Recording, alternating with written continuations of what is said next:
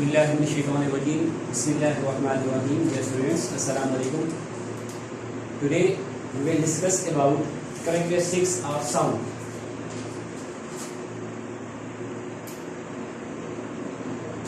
Characteristics of sound.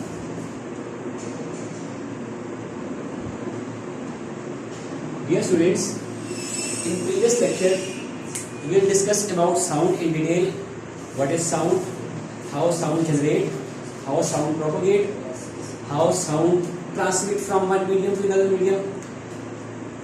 Now, in this lecture, we will discuss in detail about characteristics of sound. With the help of characteristics of sound, we can distinguish one sound from another one. With the help of characteristics of sound, we can distinguish one sound from another one. So first of all, here we will write with the help of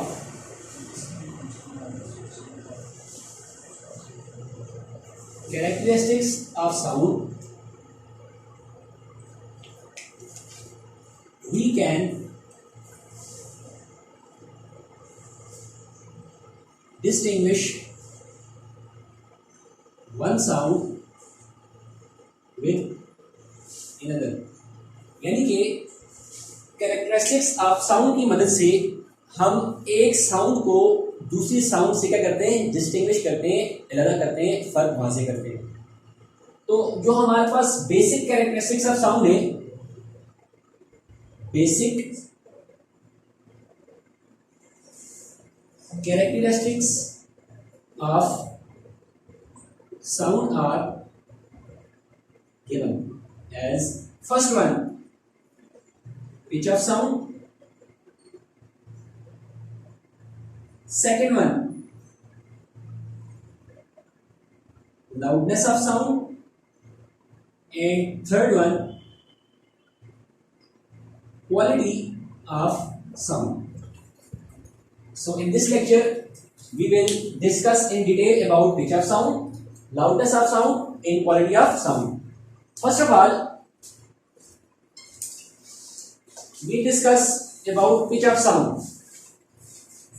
Pitch of sound.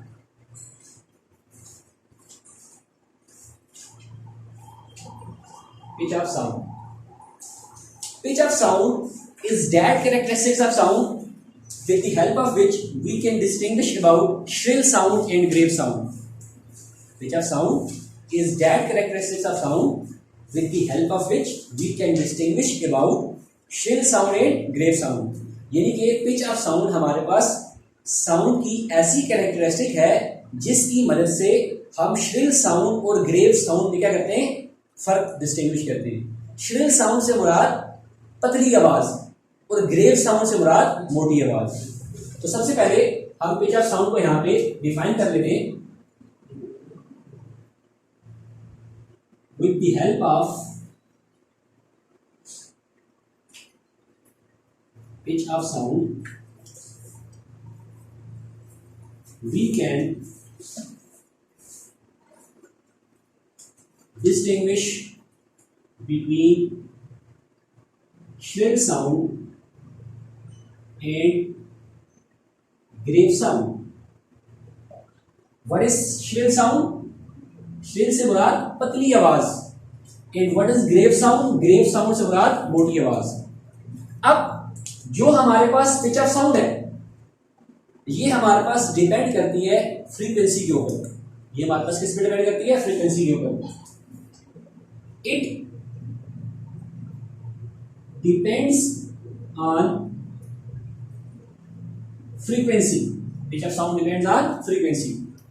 अब frequency पे जब ये pitch of sound depend करती है तो फिर हम इसको फर्दर कैसे डिस्कस करते हैं. अब देखें, जिस मीडियम की हमारे पास फ्रीक्वेंसी ज्यादा होगी, जिस मीडियम की हमारे पास फ्रीक्वेंसी क्या होगी, ज्यादा होगी, पिच ऑफ साउंड भी क्या होगी, उसकी ज्यादा होगी. और जिस मीडियम की फ्रीक्वेंसी हमारे पास कम होगी, उसकी पिच ऑफ साउंड भी क्या होगी, कम होगी. तो बेसिकली जो पिच ऑफ साउंड है उसमें हम क्या डिस्टिंग्विश करते हैं, दो साउंड को डिस्टिंग्विश करते हैं. कौन कौन सी sound? Shrill sound and grave sound. जो पिच ऑफ साउंड है वो हमारे पास डिपेंड किस पे करती है, फ्रीक्वेंसी पे डिपेंड करती है, इस पे डिपेंड करती है फ्रीक्वेंसी पे। अब जिस साउंड की फ्रीक्वेंसी हमारे पास ज्यादा होगी, जिस साउंड की फ्रीक्वेंसी हमारे पास क्या होगी, ज्यादा होगी, इट्स मीन उसकी पिच ऑफ साउंड हमारे पास क्या होगी, ज्यादा होगी। साउंड हैविंग लार्ज फ्रीक्वेंसी या ग्रेटर फ्रीक्वेंसी भी आप कह सकते हैं, has sound having larger frequency have greater pitch of sound. ऐसी साउंड जिसकी फ्रीक्वेंसी हमारे पास क्या होगी, हाई होगी, हैविंग हाई फ्रीक्वेंसी लिखनी है, appropriate word, sound having high frequency have greater pitch of sound. और इसी तरह sound having low frequency, sound having low frequency have less pitch of sound, have less pitch of sound. यानी जिस sound की simple as that, जिस sound की frequency हमारे पास high होगी उसकी पिच ऑफ साउंड भी हमारे पास क्या होगी, हाई। और जिस साउंड की फ्रीक्वेंसी हमारे पास क्या होगी, लो होगी, लेस होगी, उसकी हमारे पास पिच ऑफ साउंड भी क्या होगी, लेस होगी। For example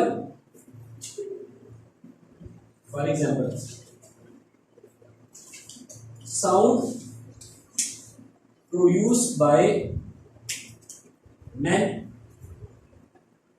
dogs, donkeys, etc. यानी जो साउंड प्रोड्यूस करते हैं मेंस, डॉग्स, डंकीज एटसेट्रा, ये हमारे पास कौन सी साउंड होती है, ग्रेव साउंड होती है। ये हमारे पास कौन सी साउंड होती है, ग्रेव साउंड होती है। Sound produce by mens, dogs, donkeys etcetera are grave sound. क्यों? क्योंकि वो ग्रेव साउंड से बड़ा मोटी आवाज होती है, इसकी जो हमारे पास पिच होती है, ठीक है, वो लेस होती है। क्यों? क्योंकि इनकी फ्रीक्वेंसी हमारे पास क्या होती है, लेस। इसी तरह etcetera produces grave sound, produces grave sound. इसी तरह वुमेन, ठीक है, cats, rat etcetera produces shrill sound. ये क्या प्रोड्यूस करते हैं हमारे पास, श्रिल साउंड प्रोड्यूस करते हैं। इनकी आवाज क्या होती है हमारे पास, पतली होती है, पर इनकी फ्रीक्वेंसी भी हमारे पास क्या होती है, हाई होती है। अब ये तो था हमारे पास पिच ऑफ साउंड के बारे में। इसके बाद जो नेक्स्ट हमारे पास कैरेक्टरिस्टिक्स है वो हमारे पास है लाउडनेस ऑफ साउंड के बारे में। वो हमारे पास किसके बारे में है, लाउडनेस ऑफ साउंड के बारे में। तो here we will discuss about loudness of sound.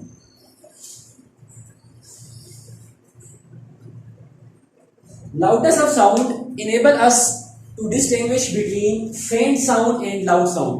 यानी जो हमारे पास loudness of sound होती है, साउंड की ऐसी कैरेक्टरिस्टिक होती है जिसमें हम फेंट साउंड और लाउड साउंड में के बारे में क्या करते हैं, डिस्टिंग्विश करते हैं।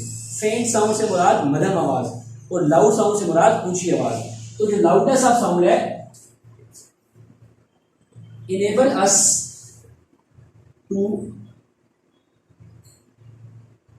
distinguish between faint and loud sound।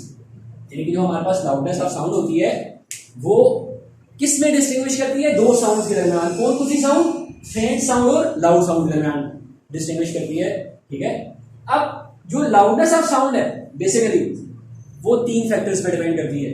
Loudness of sound depends upon three factors. अब वो फैक्टर्स हमारे पास कौन कौन से, सबसे पहला area of vibrating body, area of vibrating body. Second one amplitude of vibrating body. Third one distance of vibrating body. जो loudness of sound है वो हमारे पास कितने फैक्टर्स पे डिपेंड करती है, थ्री फैक्टर्स पे। Area of vibrating body, amplitude of vibrating body और डिस्टेंस ऑफ वाइब्रेटिंग बॉडी। अब जितना हमारे पास वाइब्रेट, सब फर्स्ट ऑफ ऑल हम डिस्कस करते हैं एरिया ऑफ वाइब्रेटिंग बॉडी। जितना हमारे पास larger the area of vibrating body, larger the area of vibrating body, louder the sound will be produced. Smaller the area of vibrating body, lesser the sound will be produced. यानी जितना हमारे पास vibrating body का area ज्यादा होगा, ठीक है, वो उतनी ही हमारे पास क्या प्रोड्यूस करेगी, लाउडर साउंड प्रोड्यूस करेगी, ज्यादा आवाज प्रोड्यूस करेगी. और जितना हमारे पास वाइब्रेटिंग बॉडी का एरिया लेस होगा, साउंड उतनी ही क्या करेगी, वो कम प्रोड्यूस करेगी. अब कंपेयर करें स्कूल बेल को और हाउस बेल को. अगर हम अब जो हमारे पास स्कूल बेल होती है उसका जो हमारे पास एरिया होता है वो लार्जर होता है as compare to house bell. अगर हम स्कूल बेल को कंपेयर करें किससे, हाउस बेल से, तो the area of school bell is larger than the area of house bell. So जिस चीज का एरिया ज्यादा होगा, ठीक है, तो साउंड उसी में लाउडर प्रोड्यूस होगी. So school bell will produce larger sound as compare to house bell. क्यों? क्योंकि हमने स्टार्ट में कह दिया कि जो हमारे पास लाउडनेस ऑफ साउंड है वो 3 फैक्टर्स पे डिपेंड करती है, एरिया, एम्पलीट्यूड और डिस्टेंस पे. तो जितना हमारे पास वाइब्रेटिंग बॉडी का एरिया ज्यादा होगा वो उतनी लाउडर साउंड प्रोड्यूस करेगी, और जितना उसका एरिया कम होगा उतनी क्या करेगी, कम साउंड प्रोड्यूस करेगी. अगर यहाँ पे एक और एग्जांपल हम ले लें ढोल की, ठीक है, एक हम ढोल लेते हैं जिसका सरफेस एरिया लार्ज है और एक छोटी ढोलक ले लेते हैं जिसका सरफेस एरिया कम है. तो दोनों को अगर हम सेम लाउडनेस से क्या करें, वाइब्रेट करवाएं, तो जिसका हमारे पास एरिया ज्यादा होगा, ठीक है, तो ढोल का सरफेस एरिया लार्जर वाला ज्यादा होगा, तो इट्स मीन ढोल हमारे पास क्या प्रोड्यूस करेगा, लाउडर साउंड प्रोड्यूस करेगा एज कंपेयर टू ढोलक. अब नेक्स्ट चीज हमारे पास क्या आती है, एम्पलीट्यूड ऑफ वाइब्रेटिंग बॉडी. इसी तरह जिस तरह हमारे पास एरिया पे लाउडनेस डिपेंड करती है, इस तरह एम्पलीट्यूड पे भी डिपेंड करती है. जिस वाइब्रेटिंग बॉडी का एम्पलीट्यूड ज्यादा होगा, जिस वाइब्रेटिंग बॉडी का एम्पलीट्यूड क्या होगा, ज्यादा, लाउडनेस उसमें क्या होगी, ज्यादा प्रोड्यूस होगी. और जिस वाइब्रेटिंग बॉडी का एम्पलीट्यूड कम होगा उसमें वाइब्रेशन क्या, उसमें साउंड हमारे पास क्या होगी, कम प्रोड्यूस होगी. अब इसकी एग्जांपल के तौर पे भी हम ढोल और ढोलक की एग्जांपल लेते हैं. जब ढोल को आप स्ट्रक करेंगे और ढोलक को भी आप स्ट्रक करेंगे जेंटली, ठीक है, दोनों को सेम लाउडनेस से स्ट्रक करेंगे, तो जिसका सरफेस एरिया ज्यादा होगा वो ग्रेटर एम्पलीट्यूड से वाइब्रेट करेगा, और जिसका सरफेस एरिया कम होगा वो लेसर एम्पलीट्यूड से वाइब्रेट करेगा. तो ढोल का सरफेस एरिया लार्जेस्ट होने की वजह से वो हमारे पास जब ग्रेटर एम्पलीट्यूड से वाइब्रेट करेगा, तो इट्स मीन जो हमारे पास ढोल होगा वो लाउडर साउंड प्रोड्यूस करेगा एज कंपेयर टू ढोलक. तो एम्पलीट्यूड पे भी डिपेंड करेगी. नेक्स्ट है डिस्टेंस ऑफ वाइब्रेटिंग बॉडी. अब डिस्टेंस ऑफ वाइब्रेटिंग बॉडी को डिस्कस करने के लिए यहां पे एक मैं डायग्राम बनाता हूं. लेट्स सपोज ये मेरे पास साउंडिंग सोर्स है, ये मेरे पास क्या है, साउंडिंग सोर्स, यानी इससे मेरे पास साउंड प्रोड्यूस हो रही है. और यहां पे इस पॉइंट पे मेरे पास लिसनर है, मेरे पास क्या है, लिसनर. लेट्स सपोज ये लिसनर है जो मेरे पास इस साउंडिंग सोर्स की साउंड को वगैरह सुन रहा है. अब जो हमारे पास लाउडनेस है वो डिस्टेंस पे भी डिपेंड करती है. अब जितना हमारे पास साउंडिंग सोर्स और लिसनर के दरमियान डिस्टेंस ज्यादा होगा, साउंड हमें उतनी क्या होगी, कम सुनाई देगी. और जितना डिस्टेंस को हम डिक्रीज करते जाएंगे, दो साउंडिंग सोर्स और लिसनर के दरमियान डिस्टेंस जितना कम होता जाएगा, साउंड हमें उतनी क्या होती जाएगी, ज्यादा प्रोड्यूस होती जाएगी. फिर देख लें, ये हमारे पास साउंडिंग सोर्स है, यहाँ से साउंड प्रोड्यूस हो रही है, और ये हमारे पास लिसनर है.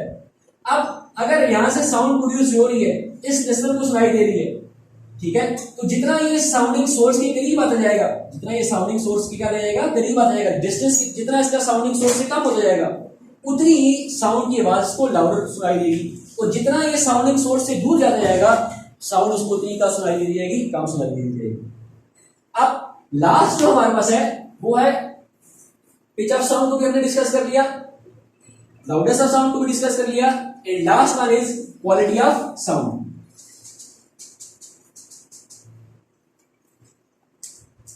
थर्ड वन हमारे पास क्या है, क्वालिटी ऑफ साउंड.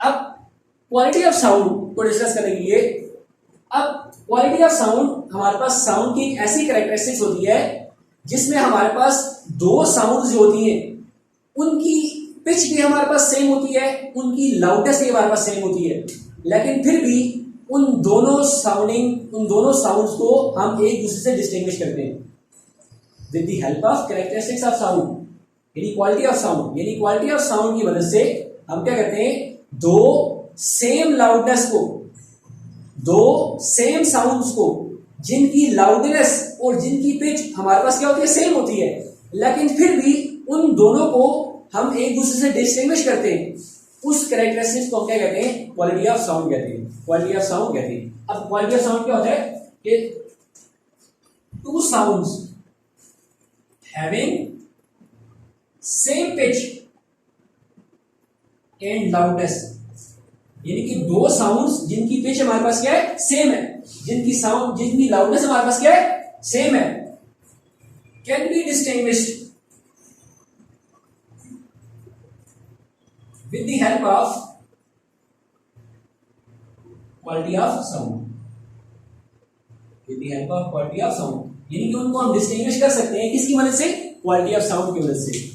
अब बेसिकली जो हमारे पास क्वालिटी ऑफ साउंड होता है, जो हमारे पास क्या होता है, क्वालिटी ऑफ साउंड, इसको हम यूज करते हैं म्यूजिकल इंस्ट्रूमेंट में साउंड्स को डिस्टिंग्विश करने के लिए। अब लेट्स सपोज मेरे पास एक म्यूजिकल इंस्ट्रूमेंट है पियानो, एक है मेरे पास गिटार, एक मेरे पास क्या है पियानो, एक मेरे पास क्या है गिटार, दो डिफरेंट म्यूजिकल इंस्ट्रूमेंट्स हैं। अब इन दोनों की मेरे पास पिच एंड लाउडनेस जो है वो क्या है, सेम है, इन दोनों की पिच और लाउडनेस मेरे पास क्या है, सेम, लेकिन फिर भी हम इनको क्या कर रहे हैं, डिस्टिंग्विश करेंगे, किसकी बेसिस पे, can be distinguish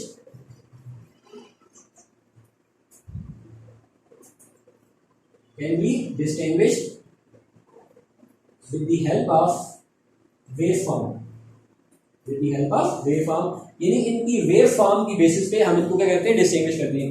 let's suppose मेरे पास पियानो जो है, जब इसको हम इससे साउंड प्रोड्यूस करवाते हैं तो उसकी साउंड की जो हमारे पास वेव होती है वो किस तरह से बनती है, और जो गिटार है इसकी हमारे पास जो साउंड की वेव बनती है वो मेरे पास हमारे को इस तरह से बनती है, इस तरह, ठीक है।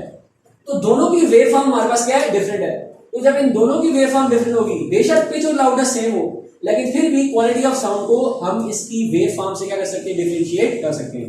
इस तरह फ्लूट है आपके पास, बांसुरी जिसे आप कहते हैं, और पियानो को अगर आप कंपेयर करें, दोनों को सेम लाउडनेस और सेम पिच से अगर आप साउंड प्रोड्यूस कर रहे हो तो दोनों की वेवफॉर्म जब हमारे पास डिफरेंट तरह से बनेगी तो दोनों की वेवफॉर्म की डिफरेंस की बेसिस पे हम क्वालिटी ऑफ साउंड को, यानी कैरेक्टरिस्टिक्स ऑफ साउंड को वहां पे क्या कर सकते हैं, एक्सप्लेन कर सकते हैं। तो ये जो हमारे पास टॉपिक का कैरेक्टरिस्टिक्स ऑफ साउंड, इसमें हमने डिटेल से डिस्कस किया कि साउंड की कौन कौन सी कैरेक्टरिस्टिक्स है, जिसमें हमारे पास फर्स्ट ऑफ ऑल हमने पिच ऑफ साउंड को डिस्कस किया, जो हमने कहा किस पे डिपेंड करती है, फ्रीक्वेंसी पे डिपेंड करती है। फिर हमने क्या कहा कि सेकंड हमारे पास लाउडनेस है, ठीक है, लाउडनेस ऑफ साउंड की वजह से हम फेंट साउंड और लाउड साउंड को डिस्टिंग्विश करते हैं, जो हमारे पास तीन चीजों पर डिपेंड करती है, एरिया पे, एम्पलीट्यूड पे और डिस्टेंस ऑफ वाइब्रेटिंग बॉडी पे। एंड लास्टली हमने डिस्कस किया क्वालिटी ऑफ साउंड को। क्वालिटी ऑफ साउंड में हमने ये डिस्कस किया कि क्वालिटी ऑफ साउंड जो हमारे पास है वो, उसमें हमारे पास जो साउंडिंग सोर्स होता है उसकी दो साउंडिंग सोर्स की पिच और लाउडनेस हमारे पास क्या होती है, सेम होती है, लेकिन फिर भी हम उनकी साउंड को कहते हैं, डिस्टिंग्विश करते हैं, और वो साउंड को जो हम डिस्टिंग्विश करते हैं वो on the basis of their waveform distinguish करते हैं। तो बेसिकली जो क्वालिटी ऑफ साउंड है ये हम म्यूजिकल इंस्ट्रूमेंट्स में ज्यादा यूज करते हैं, क्योंकि वहाँ पे हम वेवफॉर्म को क्या करते हैं, जनरेट कर देते हैं। आई होप ये कैरेक्टरिस्टिक्स ऑफ साउंड का जो टॉपिक है वो आपको डिटेल से समझ आया होगा। इंशाल्लाह नेक्स्ट टॉपिक जो हमारे पास होगा वो होगा स्पीड ऑफ साउंड, ठीक है, उसको हम डिटेल से डिस्कस करेंगे। तब तक के लिए अल्लाह हाफिज़, थैंक यू वेरी मच।